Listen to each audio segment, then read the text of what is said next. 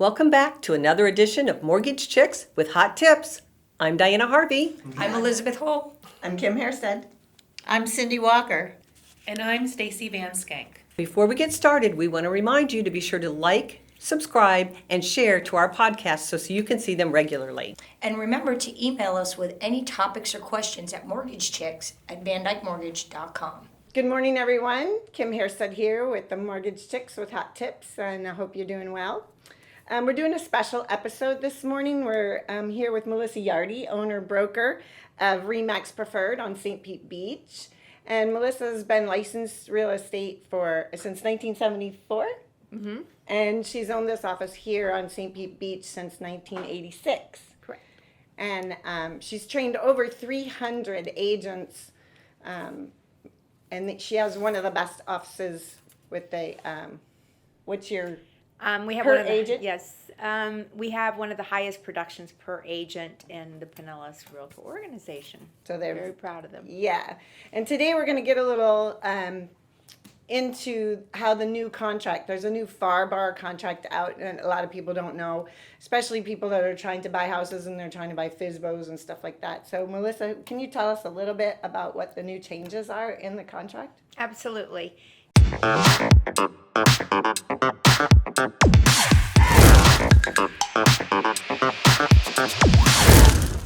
The contract changed November 1st of 2021, and so there are a lot of important changes here, especially for the buyers, the sellers, and especially the realtors to understand.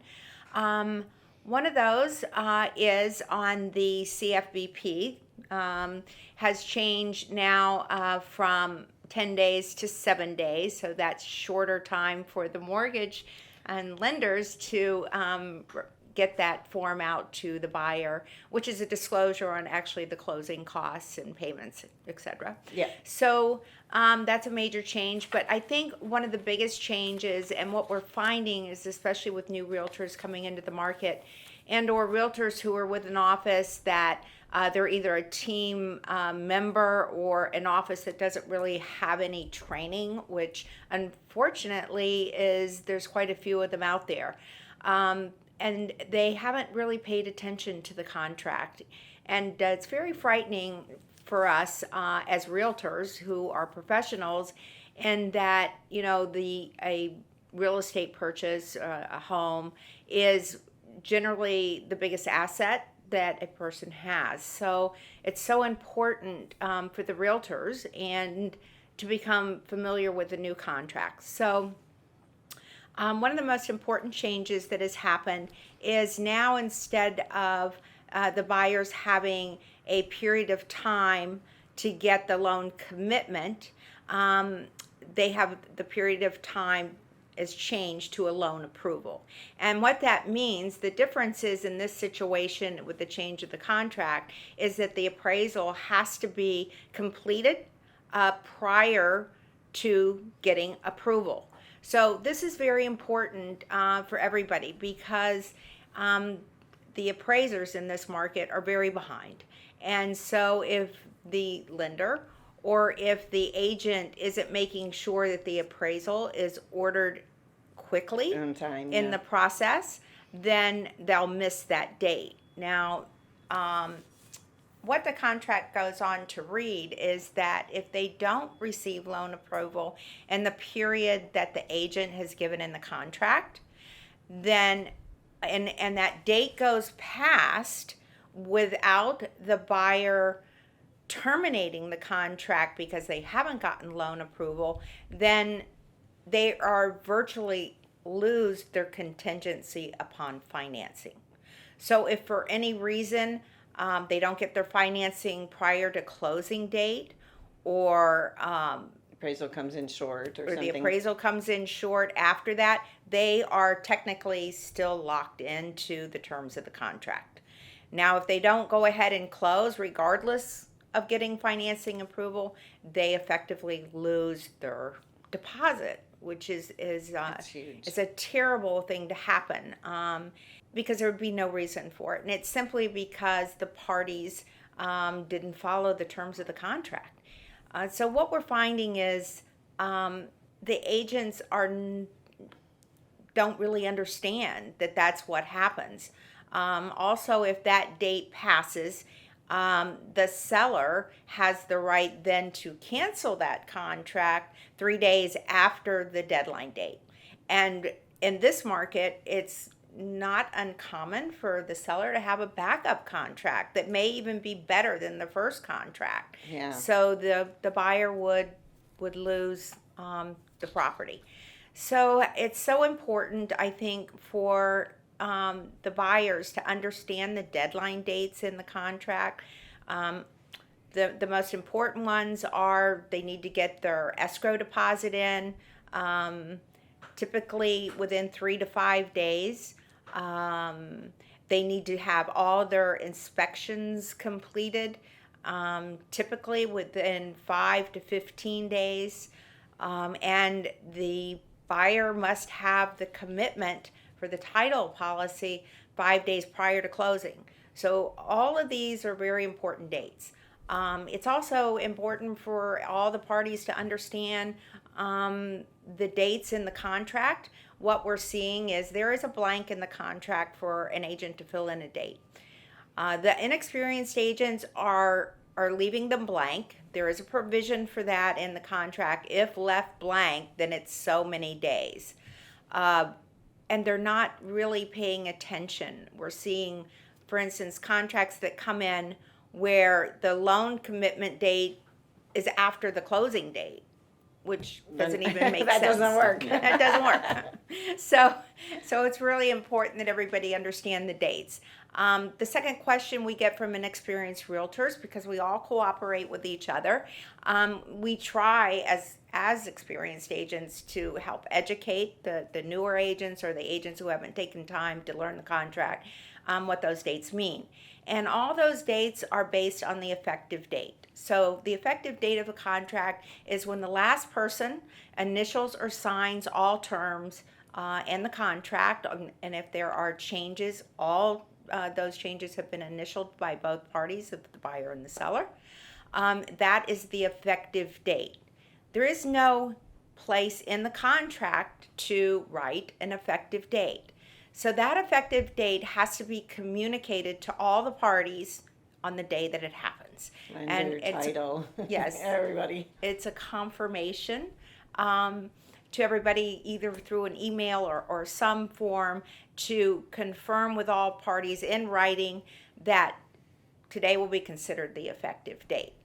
So all of these deadline dates are based on the effective date. So if the earnest money is due within 3 days after the effective date, the way it would work is the next day is day one.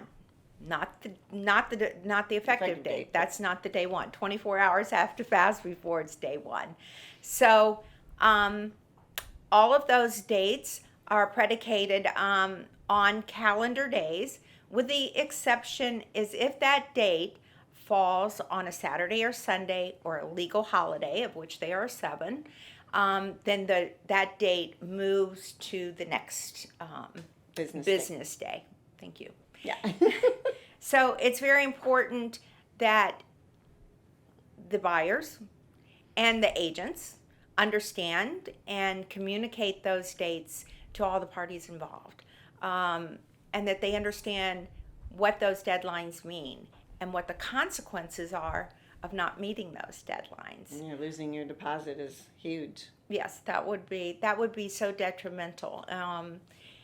So I encourage the buyers, I encourage other realtors out there to understand those dates, to communicate them with your sellers and your buyers, to have some kind of system in your calendar to make sure that you remind everybody, 2 or 3 days before that, or 5 days before that deadline, that you're communicating with everybody. We have a deadline coming up, we have to meet it, or we have to terminate the contract, so that they understand that. Or extend. You can extend in writing with an addendum to the contract these dates.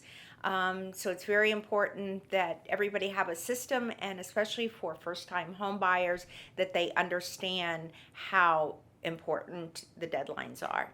Yeah, and how important it is for them to get pre-approved prior to even jumping in a car with a realtor.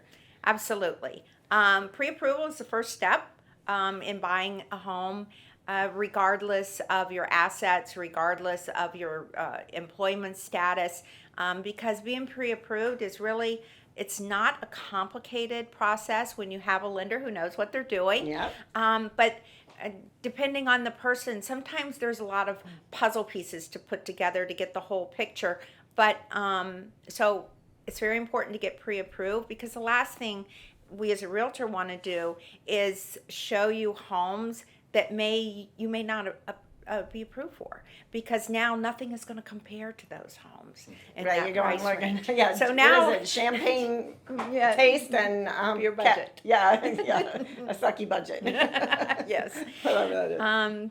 Yes, and then after that, you're just disappointed about everything you see. So the first step before you even get in a car, before you meet a realtor at a property, is to get pre-approved, so that you know and you're confident that you can purchase that home. And a pre-approval letter is so important and a must-have before we even present a contract, because no seller is going to take their home off the market unless they feel reasonably confident that you're going to be able to secure the financing. So we don't want you to waste time and get all excited in that when you haven't even gone through the first process of getting approved. Sometimes I think buyers are afraid that if they go out and get a realtor, that they're going to have to pay a cost for the realtor. Can you explain how the realtors get paid? Sure, absolutely. The seller makes a commitment to the agents, typically the listing agent, that they will pay a commission, and the listing agent, through the multiple listing service, gives a portion of that commission to the selling agent. So the buyer never pays the commission, unless, and sometimes if they elect to be to have a buyer's broker, or through negotiation they agree to pay the agent's commission. So the buyer, I would say 99.9% of purchases do not pay any commission to the realtor. We're only here to help you. And most realtors, the thrill of finding a person a home is just that. It's the happiness that we see by helping somebody meet their goals and their dreams. The commission to a good realtor is secondary. Yeah, it's important, especially people that doing FSBOs and stuff, and they don't even know what they're doing, and they've got a contract, and they have no clue, and they come to us, and we're not realtors, so we don't know what to do with them, because we don't, read that part of the contract, or no, we read it, but we don't, we're not. You don't help enforce it. We don't enforce not. the contract, and if you miss those deadline dates, then you're really screwed up. But the inspection period is also really important, I think. And I had the understanding that the title also, like if there was a lien or encumbrances on the property, that all has to come in that time period where that inspection period is. So if you haven't gotten a hold of the title people, and you're selling the home by yourself, and there's a lien on the property, it has to be within that time period, right? Typically, if there's an outstanding permit, or a permit is open, the contract says that the seller agrees to help close that permit, but is not obligated to pay any financial consideration to close those permits. So it would be a good idea to have that checked out prior to closing. Anybody can check that out. The buyer, the realtor involved, or the title agency. So don't rely on the mortgage company to do that. That's not even part of their job at all. So it's better, the more you do up front, the sooner the better, because you don't know what's coming down the pike through the process. So again, on the inspection dates, what we're seeing in this market is that buyers are typically shortening the inspection date, which the contract says will be done within 15 days if it's left blank. But we're seeing them shortening it sometimes 5 to 7 days to be more competitive in case there is another competing offer on the table. So during that period, you have full access, according to the contract, to do any and all inspections that you want to do, but it needs to be done in a timely manner. So if you when you're working with a realtor, they will help you find somebody who can get into the property immediately, be able to shop for a cost for you, for all the inspections. So it's again, as it says in the contracts, time is of the essence. So especially in inspections. Yeah, for learning the language. Any other advice for new homeowners before we wrap it up? New homeowners or new buyers. The most important thing, of course, is getting pre-approved, because you really can't even start the process to that. The second is to make sure that your realtor goes over all the deadline dates of the contract. And three, be prepared to do a little work. The mortgage company is lending you typically a good portion of the purchase price, and so they have guidelines, and you have to be prepared to supply them with any and all information that they may ask of you. And we find, people who are self-employed, there's going to be requests for more information, and people who have a lot of assets. If you have, 4 or 5 rental properties, be prepared. You're going to have to supply, the leases for all those rental properties, the mortgage information on all those properties, the tax information. So it's best, again, to talk to a lender right up front so you can start gathering all that, and there's no delay while you're trying to pull it all together. We call it your second job because it's like a second job because you're going to be sending stuff constantly to me to get, pre-approved. But at Van Dyke, we do what we call a to be determined property. So we actually take your file, put it together, and send it to an underwriter. So we have a loan approval prior to them even going to look at the house. So that makes it huge when you're going out for contracts and bidding, because you can be like a cash buyer and instead of everybody else with a pre-approval letter. So that's really big. If you like this episode, please share, like, and subscribe to our channel. If you have a topic you would like for us to discuss, please send us an email or any questions.